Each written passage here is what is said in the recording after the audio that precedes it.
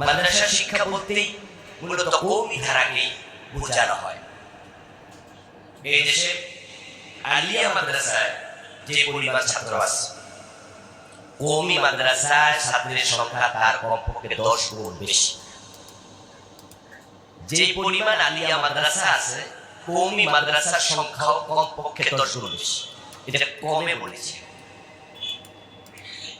আমাদের ঢাকা শহরে কামিল মাদ্রাসার সংখ্যা 8 থেকে 10টা, আর দাওরা মাদ্রাসা হবে কমপক্ষে 100টা।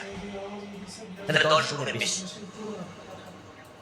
আমাদের আলিয়া মাদ্রাসার ক্লাসে এমন কামিল মাদ্রাসা আছে যেখানে কামিল ভর্তি হয়েছে মাত্র 30 জন 40 জন, আর দাওরা মাদ্রাসা এমন আছে শুধু দাওরাতে আছে 1500 জন এক মাদ্রাসা। আপনি যাত্রাবাড়ি মাদ্রাসা যেটা আছে মোহাম্মদুল্লাহ সাহেব খবর নিয়ে দেখেন যে এক ক্লাসে 1200 1300